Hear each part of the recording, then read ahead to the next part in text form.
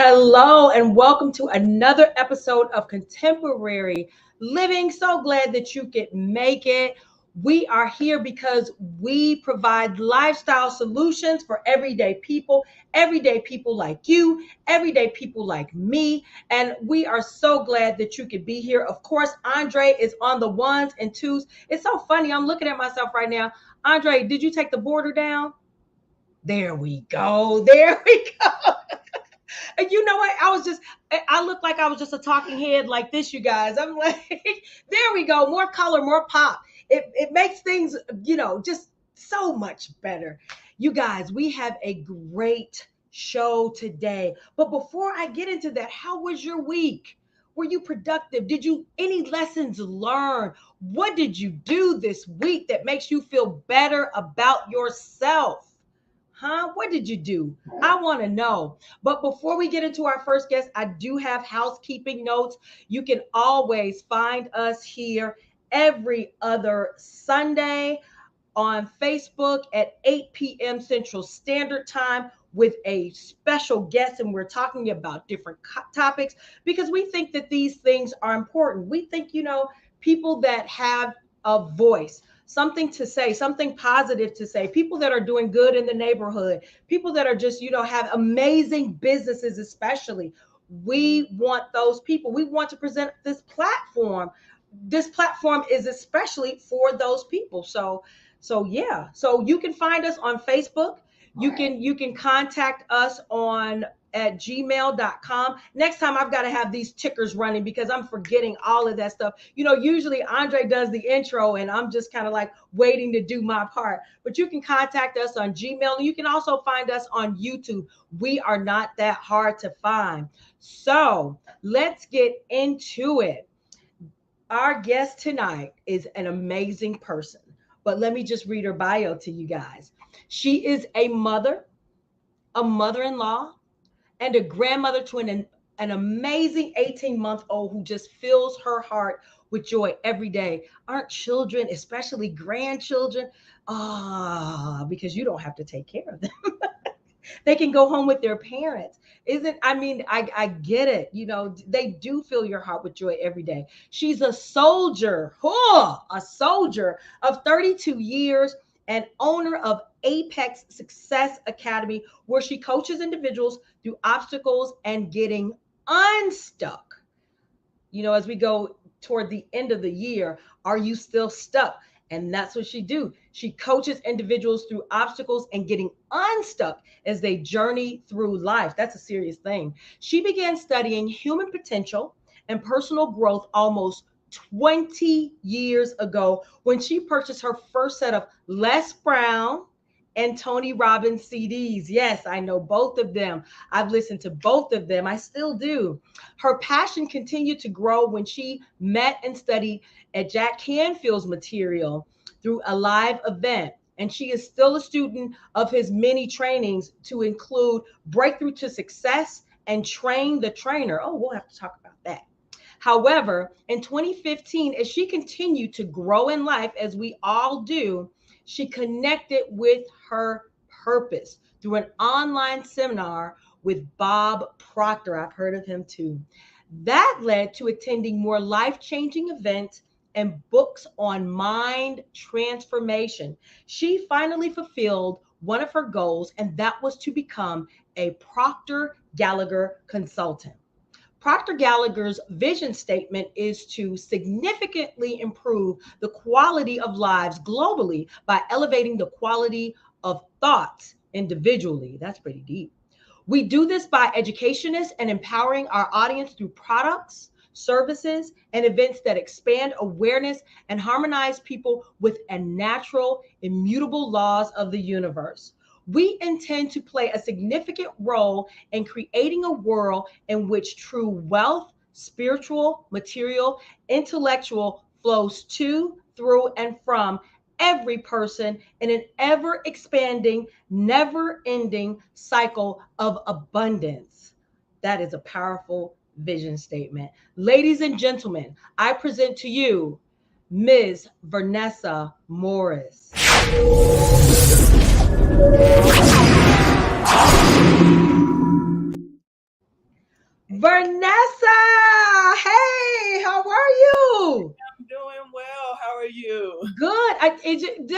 just test your volume. It could be my speaker. Just make sure your volume is all the way up. Okay. I know we did a test earlier, and I don't know why.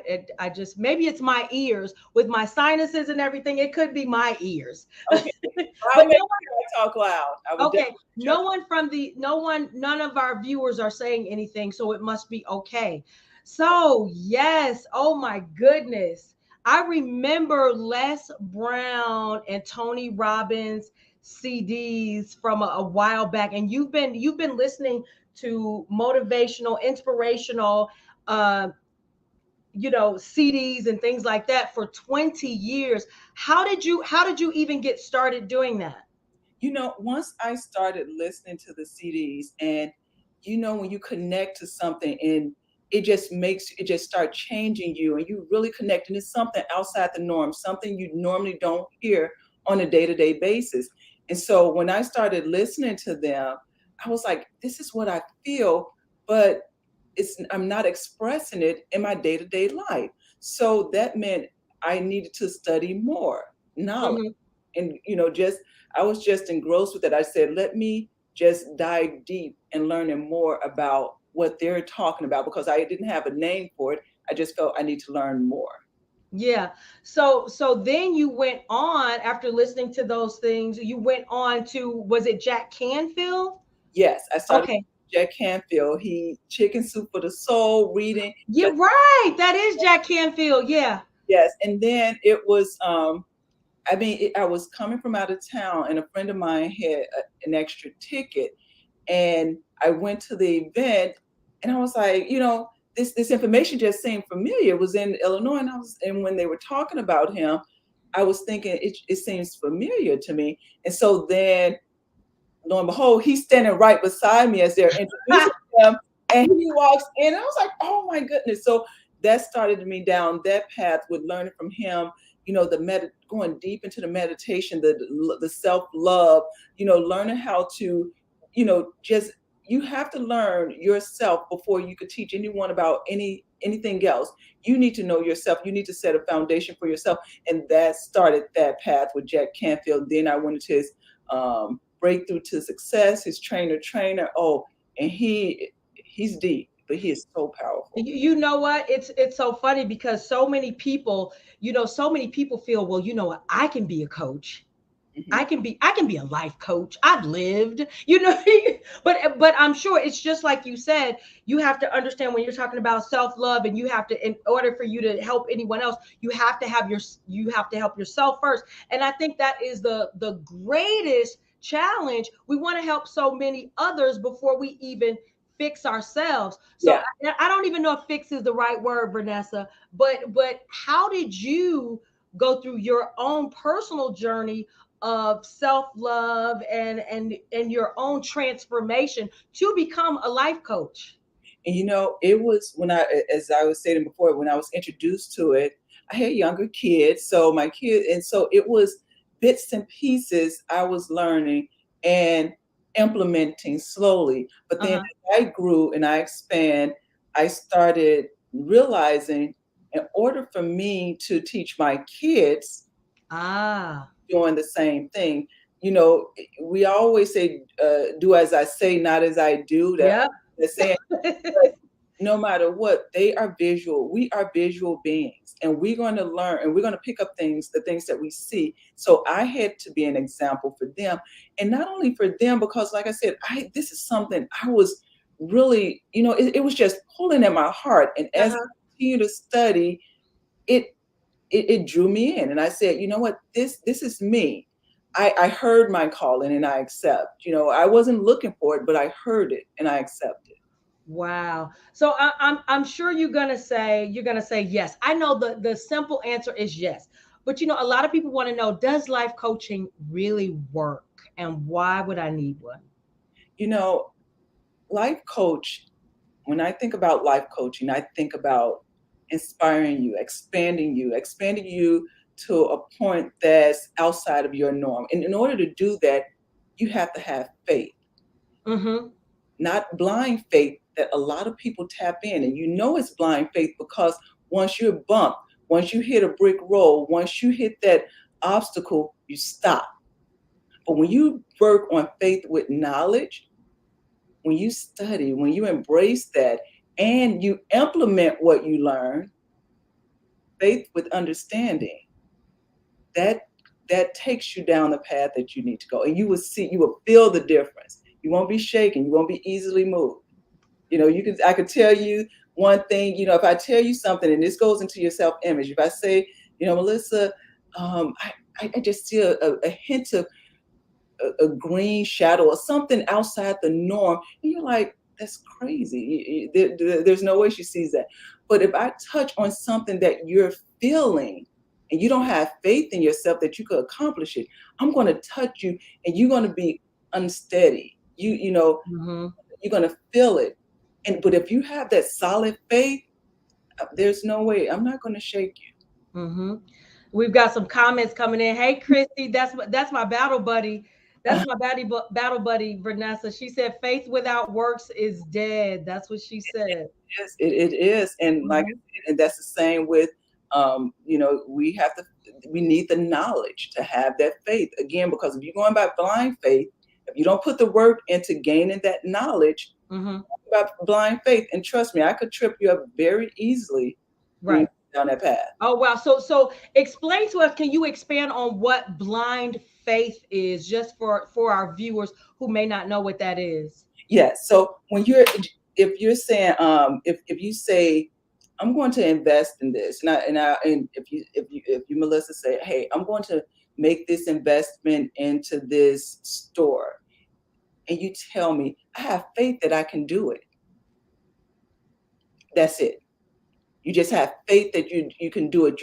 Nothing substantial, nothing that No you data, no research, know, yeah, no nothing, substance, nothing of substance. nothing of substance, and you just have faith. That's blind faith. You again, and so if you walking with blind faith, you could easily be moved. You could easily fall. You could easily be stumble, and then you say, "Oh, it never worked." But no, you went down a path of blind faith as opposed to faith with understanding, doing the work, putting the necessary steps into making it or getting greater understanding, and that's what it is. That's the Oh difference. wow.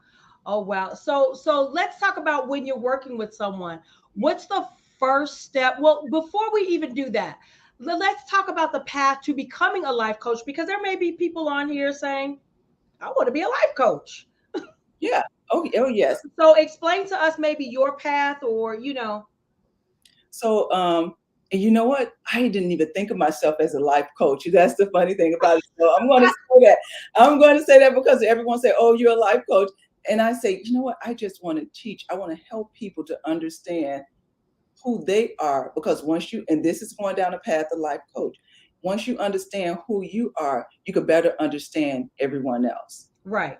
So that was the beginning of the process. I needed to understand who I was. I need to understand what am I being triggered by, or if I'm being triggered by certain things. And you got to go deep. You have to be honest with yourself. You have to be consistent. You have to be determined. You have to make sure you're asking yourself, am I going to do this? Is this something that's something that I'm just feeling it and it just came to me and I just like the idea of it? Or is this something you're drawn to? So Oh that, wow. and it's with anything you do. Why are you doing it? Knowing why you made that decision is so important. And whenever you come across those obstacles, those stumbling blocks, you're going to pull out that why and say, you know what, this is why I'm doing this. This is why I'm going through the necessary steps to get to where I'm going. So Right. again, to be a life coach, you have to, when you make that decision that this is something that's pulling you in, and Mm-hmm. you know that your purpose found you. You wasn't looking for it, it found you. And you know that this is the path you want to go. You start the studying, you start investing in yourself. That's another thing. People don't want to invest in themselves, invest in anything else, but they investing in yourself.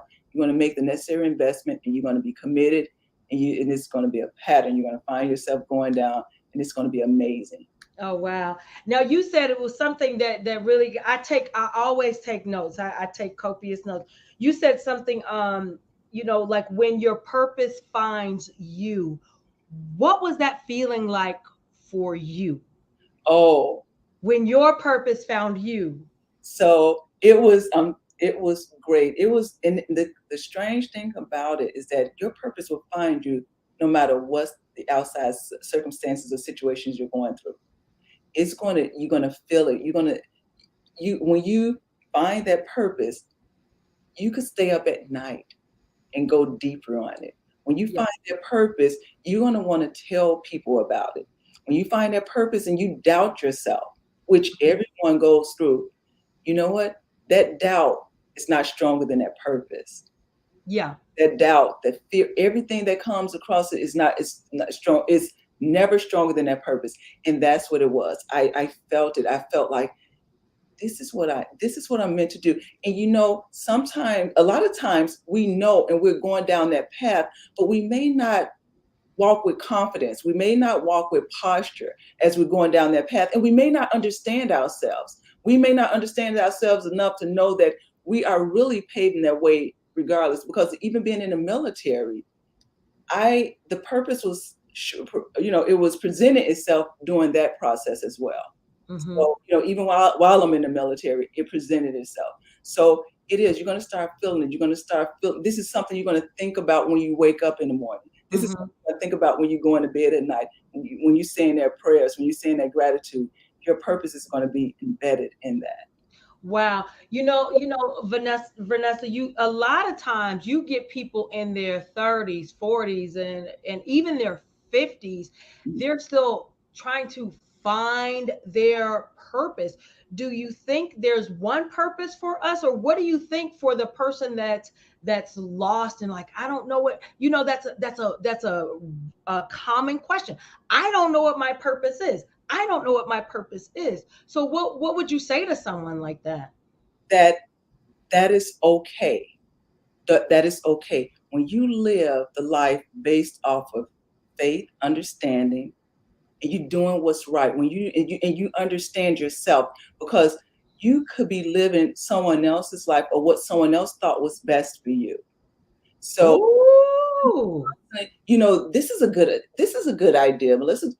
This looks like it's meant for you, but you have to feel it. So you just keep moving forward, giving.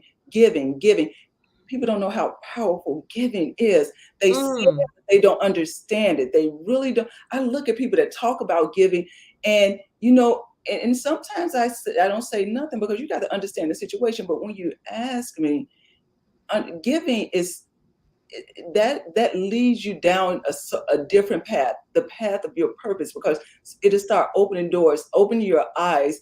You'll see things differently. But if you don't know your purpose, that's okay. You keep moving forward, taking steps, and your purpose is going to find you. Yeah. You know what? I think that's very critical, or what you just said was very critical to the key to success. Giving. Oftentimes we listen to the most popular radio station in the world is WIIFM. What's in it for me? So, and a lot of times I like the way you're saying that giving can actually help you get to your purpose, can actually really help you more than we know, because I've never heard someone say, I mean, I've heard it, but the way you emphasizes the emphasis that you placed on it makes me really think that giving is really kind of like a key to finding your purpose. It really is, because you walking with, and I know we have a short period of time, but even talking about the laws of attraction, a law of, Mm-hmm. when you give, it's going to come back to you. And it may not be that person. It may be someone else. But it's the law. These are God's laws. You cannot give without receiving something in return. Mm. See that you're always elevating. You're not meant to struggle. Like I said, I'm telling you, a lot of people, these are thoughts, these are certain things that was implemented in us as a child, and we are afraid to step out, get out of that box. This is Mm-hmm. you're not meant to be in a box. You're not meant to struggle. You are meant to give. And in the process of giving, you will receive, and you won't even worry about it because Mm-hmm. you're moving by faith. Right, right. Wow. You know what? It's funny that you should talk about childhood because that impacts a lot of people all the way up until from childhood all the way up until the grave where they can't, like you said, get out of the box that they place themselves in. So talk a little bit about that box. How do people kind of try to get out of that box? So you have, we have people don't, you don't really think about the mind. So Mm, when you think, if I say we are visual in beings, we are visual. If I right. say, Melissa, your door, your refrigerator door, does it open on the left or right? First thing you're gonna do is visualize your refrigerator. Right. I say, you know, I had to think about that, Vernessa. I'm you like, know what? You're right. You were thinking. Your mind was right, giving you the necessary steps to go there. If I ask right. It goes like, you, we are visual people. You had this train now. If I right. ask you about your glove compartment, you're going to go into your car. You're going to open the door. You're going to look at your glove compartment and see, wait, what is in there? Mm-hmm. But when we talk about the mind, we can't picture that. The first thing we picture is the brain. That's what we picture, the brain. Every time we talk about the mind. But in order to understand what's going on in the mind, there's a Dr. Truman Fleet, back in 1934. He drew a picture to give people better understanding. So when you talk about the brain, and I'm just going to break this down real quick. Okay. You're talking about the conscious mind. So you draw a circle, and I wish I had my board here. You draw a circle and you think of this circle, and this is the mind. And as you draw that circle, put a line in the middle of that circle horizontally, just a line. So that's all you're Does looking it at. look like this? Yeah, that's exactly what it is. So the top half is the conscious mind. That's your thinking mind. That's what if you had a stack of books, that's the intellect. That's where all the books, the knowledge goes in there. That's where you can make the decision. And that conscious mind is being fed through our senses: hear, see, smell, taste, and touch. So it's like little antennas going into the conscious mind, all five of them, all five. Uh-huh. Okay, and so that's where we gain the knowledge. So everything from social media to the things that people are saying to us, to things that's constantly flowing through that those antennas into the conscious mind. That's where your knowledge is at. Okay. You can make a decision to accept or reject that. That's where you make the decision to accept or reject, but you also can create. This is the part that get left behind. You can also create in the conscious mind. Now, at Ah. the bottom half is your subconscious mind. If you're thinking about something over and over again, people say, "Oh, this is not bothering me. I'm looking at this television or this show or the news, and it's not affecting me."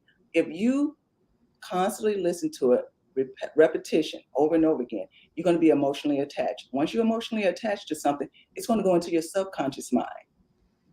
And that's that bottom circle. You have no ability to accept or reject. It just is. It's there. And when that Wow. and when you become emotionally attached to something, and there's another circle. This is a stick figure here. There's another little stick coming from the bottom of that circle, and from the top circle, and you draw a smaller circle, and that's the body. That body, that's where action is going to take place. Once you become emotionally involved in something, your body is going to act on it. Oh wow. So it's okay. So in our subconscious, Mhm. is that where worry comes from? Because a lot of times you might say, "Well, I'm not worrying," but Yeah. but you're actually kind of you You are worrying. Yeah, you feel it. You feel it because that's where your emotions are at. That subconscious mind, that's where all the emotions are at. So you feel Ah, it. And once you constantly feel it, your body is going to act on it. And when you act on it, then the universe is going to react. And yeah. that's where you get your results from. So that Okay. that's how so we have to understand the way our body work. And that's why a lot of things we do and we constantly do it over and over again, think we're going to get a different result. That's where they come from. No, the results is causing you to think a certain way. Your you're going to become emotionally attached to it, and then you're going to react to it, and you're going to constantly get the same results. I'm starting every Monday. And then you start every Monday. You know what I'm saying? Like, okay, so I'm gonna start my health kickoff on Monday. I'm gonna exercise and eat right. And then you say that, and then the next Monday you haven't done it all week. You did it that one day, and then you're gonna say, I'm gonna start it next Monday. Every Monday. So that's just my own testimony. We all have our tests. But it's because you're not emotionally attached to it. So if you're not emotionally attached to that, it's just words. It's just you thinking it. You're just sitting there resting in your conscious mind, but you never become emotionally attached to it. Wow. So you have to go from like thinking to having it be emotional for you, for it to go in the body. Like I really wrote this thing. I don't know if you can see it. I can see it. Yes, that's it. Yes. I'm a visual person, so I like to, I like to see things. Yes. And that's why he did this, because once you see it, and we are so embedded in our habits, or our habits are so embedded in us, it's a challenge for us to make a decision to do something different, even if we, because you can do it, but it's all about what are you going to think, and then you have to know what to say to create the thoughts, to create those feelings. Wow. So it is a process. And that's why you need a life coach. But guess what, Vernessa? We're already at the top half of the hour. Wow. When we come back, we're going to continue to get into it. We're going to talk about, when you're working with someone and what that experience is like. So we will be right back.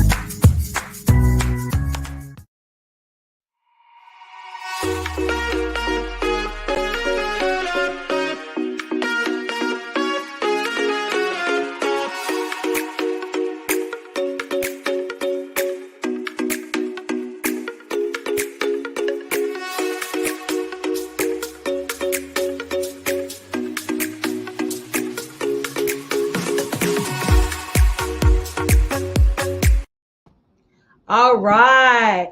We thank T2C2 Sip Nation, Andre the Realtor. And I don't know if you checked out that last commercial, but hey, it's happening October the 8th, the Vision Board Party that's happening in Richton Park, VFW. You can go to Eventbrite for more information. But you guys, it has been a blast so far. So we've been talking about, the conscious mind and how you think, the subconscious mind and how it's emotional, and then how your body reacts to all of that. We've been talking with life coach Vernessa Morris. So we're going to bring her right back in and we're going to get into it. And if you have any questions, go ahead and post them up in the chat box. All right, come on in, Vernessa.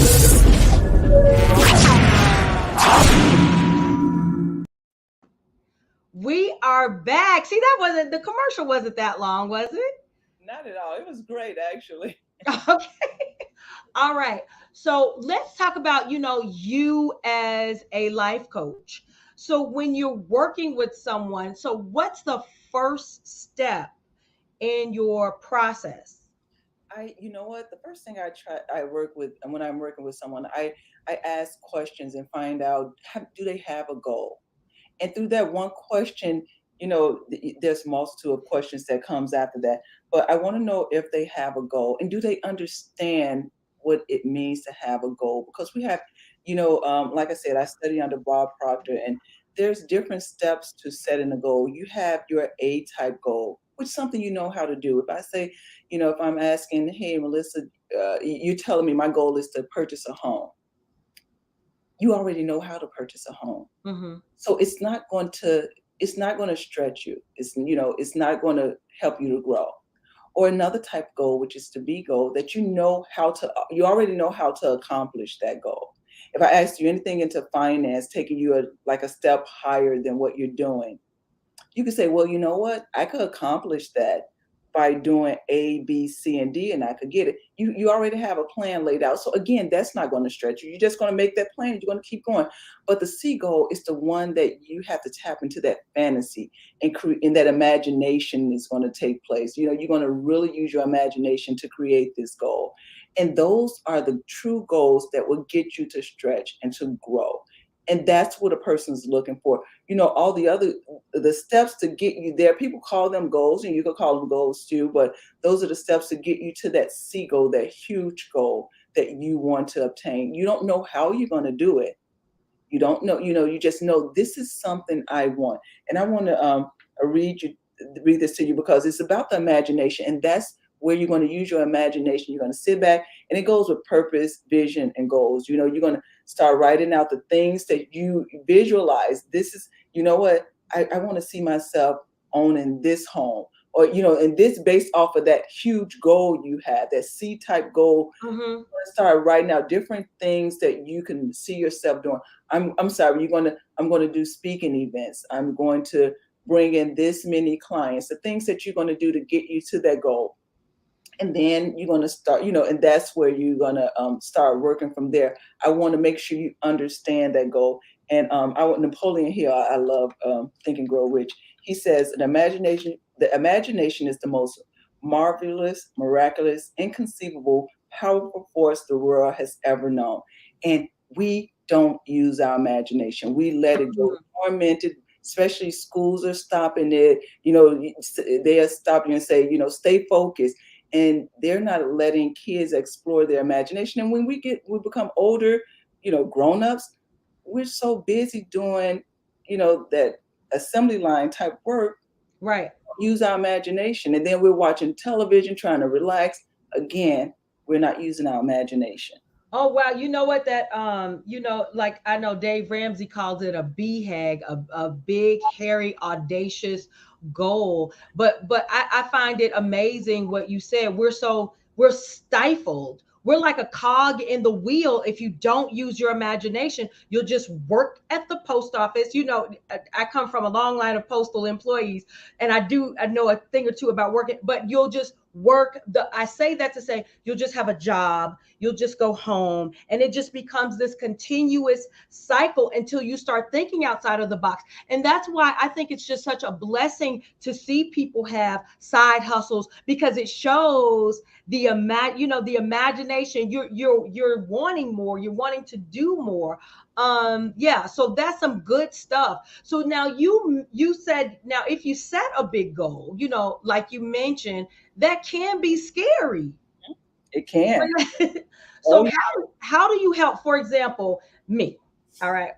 Mm-hmm. So I am afraid of success, and every time I set up a huge goal, I really am afraid. Even though I've accomplished a lot in my life, it's always this cycle of fear. And what happens is I can accomplish a lot more, but because I have that fear of success, I procrastinate when I could have kept moving ahead and finished a lot, finished even earlier, accomplish this goal even earlier. So how do you help someone? How you help someone like me? That's a great question. It's really, again, This is my life coach, and I'm getting for free today.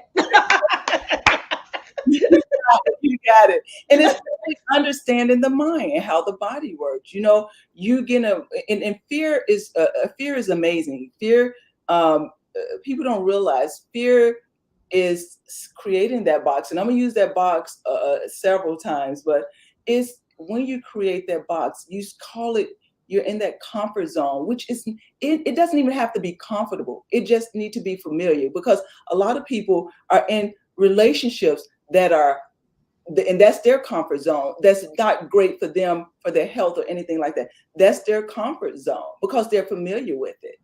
Oh, wait, okay, let me before you right. So people can even though we call it a comfort zone, it could be a zone that you're not comfortable in at all. You're just used to it. Yes. Because when you brought that up, I thought of, people going through abuse and things like that.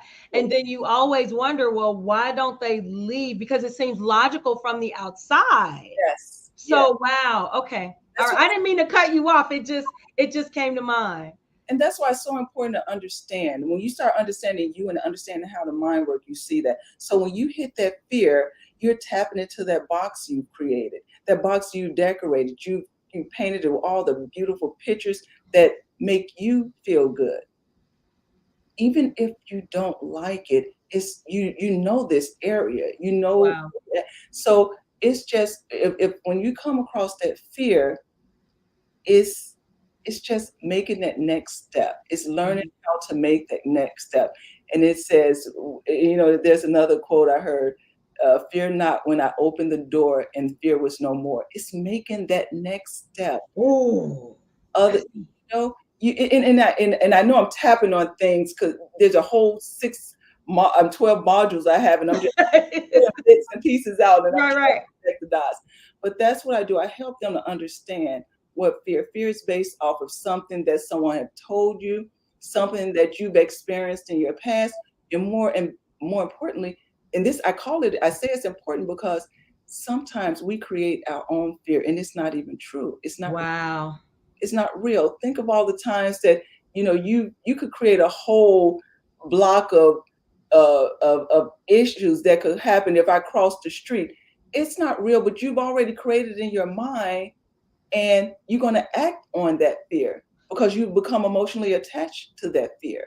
Right. It's so funny that you should say that because you just brought to life. I've often heard that fear stands for false evidence appearing real. Mhm. You just gave it that definition. That's a great definition that you gave to false evidence appearing real. And Yeah. that's why I didn't want to say that, because everyone says false evidence, but you need to know why. Because Yeah. why, you start pushing past that. And that's what I do. That's why I help, because stuck is not always in business. You could be stuck in life Mm. and don't realize it. You don't realize it because you've created it and it looks so true to you. Right. Convinced yourself because you've been saying these same things over and over again. It's true. It has to Hmm. be true. Or you've heard other people tell you those things. Absolutely. So so why do you think people get stuck in life? You said that. Why do you think people get, they don't stick to their goals, and like you said, they get stuck in life?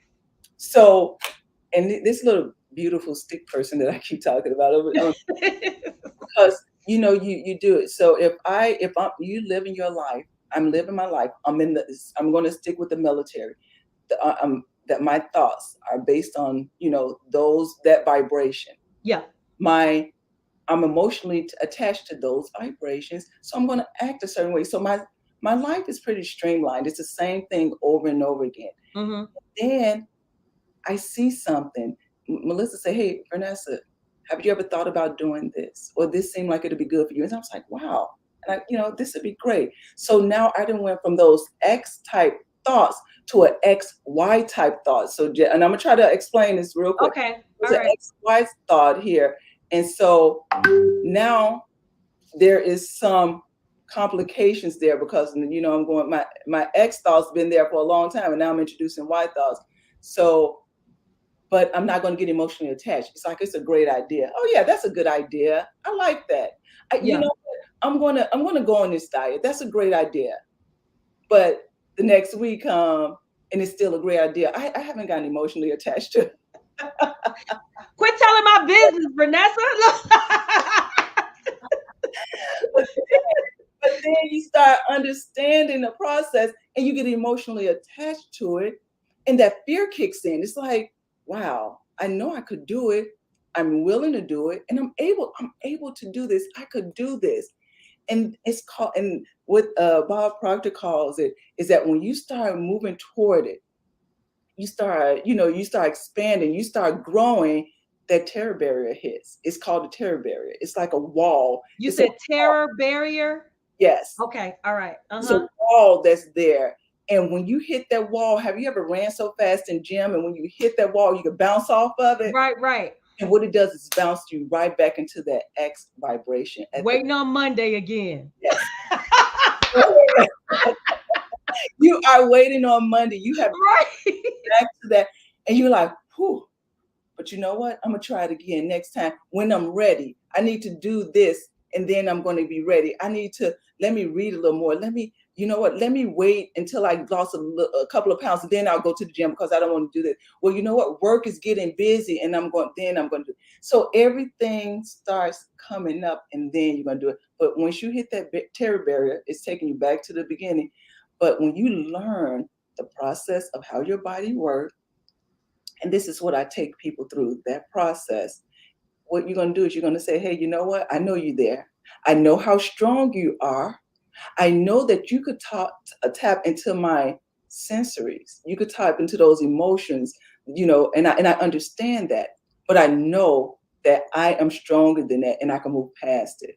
Mm-hmm. So you start learning how your body works. You start learning that the terror barrier could tap into your central nervous system because he's pretty strong.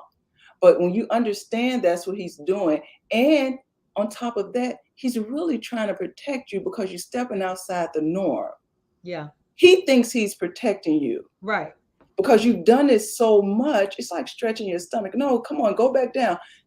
He's been doing it for so long. Right. He doesn't understand that this is okay. And you have to make sure you're strong enough to say, you know what? It's okay. I got this. And you just go to the next level. And when you go to the next level, you know what? There's going to be a barrier there. You're going to accomplish it. But as you continue to move through it, you're going to understand it a little more. You're going to understand you a little more. Gotcha. And it's going to be a little easier. All right. So, I've heard also, I've got a couple of questions going through my head I want to ask you, but I heard some people said, should you even attempt to accomplish a goal before you're ready? Because like you said, once that terror barrier is going to take you right back to the start, and you might not even want to go back to it. So do you think, when should you should you just try it, or not the blind faith like you talked about earlier, but should we try those goals? Yes. Okay. Yes. Because you know what? It's taking a risk. It's taking a risk. You have to step out. You have to know that life is all about risk. If you don't take a risk, that's a risk in itself. Yes. A risk in itself. And doing nothing is a risk. Everything is a risk, because what's the outcome? And you would never know if you can accomplish it until after you've accomplished it. Oh, yeah. I want you to get it again. I would never know. If I go out there and I train and study and prepare to run a marathon, and I just threw that out, even if I'm not trying to prepare for a marathon, but if I did, right. If I did, right, I'm going to do all the necessary steps to get to that point. But I will never know if I could get to that point until I've gotten to that point. Got you. So just go out there and do it. Yeah. Right. And that's a risk. You have to be willing to take the risk, and you have to go through faith by knowledge. And all of it comes full circle. And it does. It has a lot to do with how you see yourself, your own self-image. Yeah. Yeah. I was going to talk about that. Let's talk about self-image for a little bit. So, a lot of people don't realize we have two self-images. If you ever read the book, and I highly encourage this, even if you have to pull out the Audible, the book is called Psycho-Cybernetics, Maxwell Maltz. Amazing. Actually, he was a plastic surgeon. And no matter what he did, he realized that people really have two self images. One is for external view, because I could dress myself up, I could do Right. my hair, put on the necessary makeup, and people say, oh, she got it all together. But that internal image is what's going to create the results that you're getting. If you Mm-hmm. ever want to know what's going on internally in a person, look at their results. Don't look at their outer appearance, which a lot of people are attracted to. Yeah. What's going on internally is what's determined your end results. So you need, and that's why I say when you start learning about yourself, it makes a huge difference. And that internal self image is, again, you start seeing what, and this is another thing people, you hear individuals say, this is just who I am. I, you Yeah. know, this is how I operate. This is who I am. But your self image, yeah, this is who you are. But is this working for you? Is this what you want for your future? What you've done now, where you're at right now, is based on your self image. Mm-hmm. Image you have, what you've accomplished now. So if you desire to accomplish something different, you need to make the decision to change your self image. And that's Mm-hmm. the beautiful thing about it. You can change it. You can change your self image. And you have to be careful with that, because when you decide to do that, look at your environment. Don't let your environment control you, because it will. It'll be ready. You have people saying, oh, she's changing. Oh, he's changing. Look at him. And I'm like, absolutely, I'm changing. I desire something different. Right.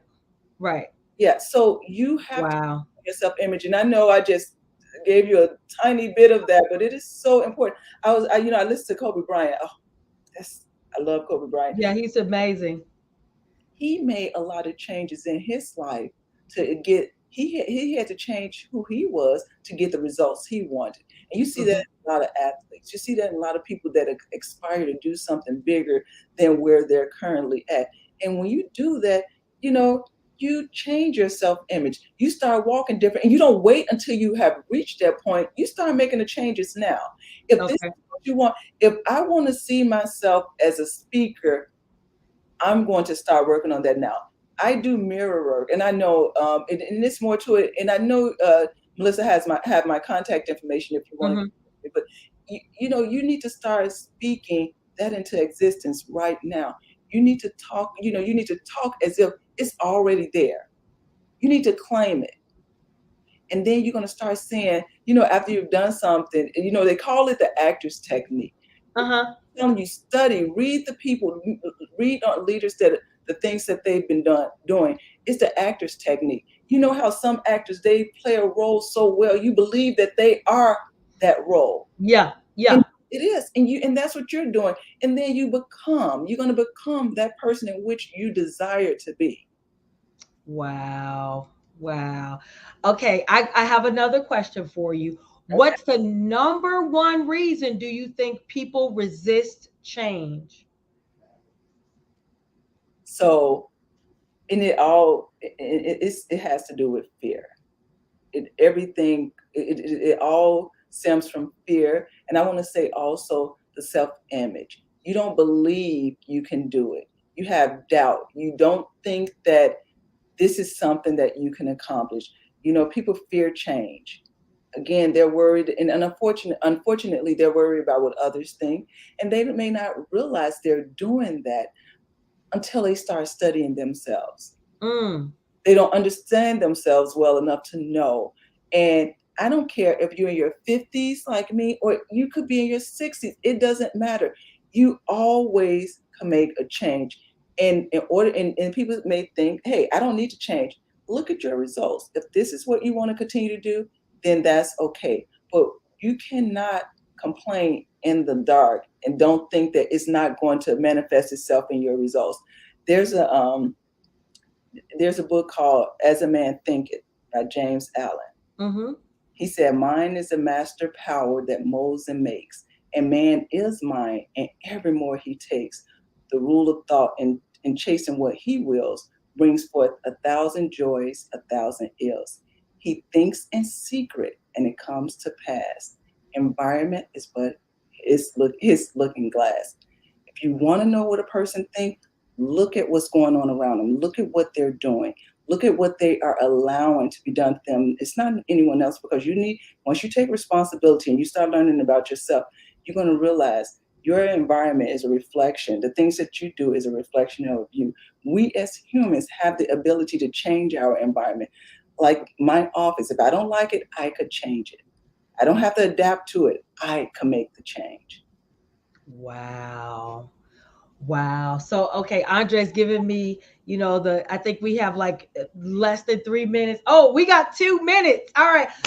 So talk to your Apex. So tell us about your Apex Success Academy. So Apex Success Academy was created based off of helping people to elevate, to expand their life, to be more fulfilled in life.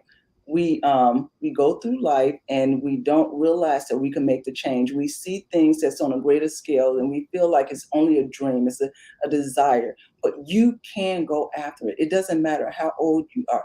There's actually a paper that you could Google, and you see so many people who have made it to where they want to be at the age of in their 50s, 60s, and they did not stop because that's what they desired and they stuck with it. So don't feel that it's ever, and that's what I help people understand.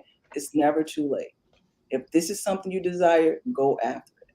And that's in Apex Success Academy, I have a 12 module program that I introduce to people, and we go step by step. And trust me, I don't let you off the hook. You have to be committed, and this is something you have to say, I am able to do and I'm willing. And once you make those decisions, then we're ready. I'm ready to go with you. I can And go all the way. and then they can catch you on because you're always doing lives. They can catch you. Where can they catch you on Facebook if they want to message you or anything like that? You under my name, Vernessa Morris, and I just changed my number. I thought I was going to have it, but I just made the necessary change in my business number. But you could catch me on Facebook. You can message me. I do a live every day, consistent. You can catch me on Facebook. You just at Vernessa Morris. Okay, wonderful. Now, I know you talked about imagination. So, and I'm sure you've thought about this. So, where is life coach Vernessa Morris 10 years from now? What is your life going to look like? You're going to be seeing me doing speaking engagements on larger platforms. I'm going to create a platform that others could come to invite, to teach.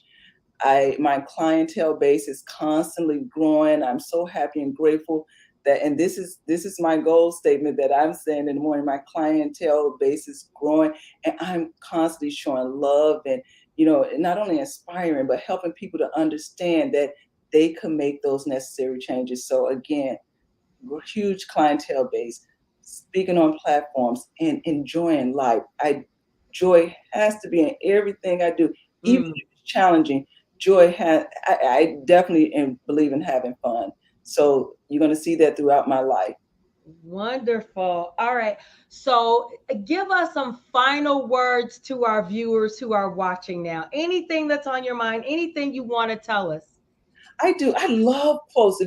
I'm telling you, I study quotes, and actually I wrote them down because I don't want to forget them. But Dr. Sean Marla said, "To have the things that you never had, you must do the things you have never done."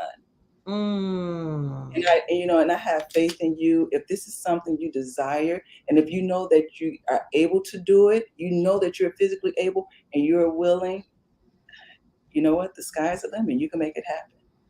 Awesome. Well, we thank you for being on the show. And guess what, you guys? October 8th, guess who's going to be heading and leading that vision board party in Richmond Park at the VFW? Life coach Vernessa Moore. So we can't wait. We can't wait. There's going to be networking. You can get a chance to ask Vernessa your questions. You can get a chance to ask her about Apex Success Academy. And she's going to be guiding us to help us create our vision board so we can have victory in 2023. Thank you so much for coming on the show, Vernessa. And I will see you in a couple of weeks. Absolutely. Thank you. Thank you, everyone. All righty. See you.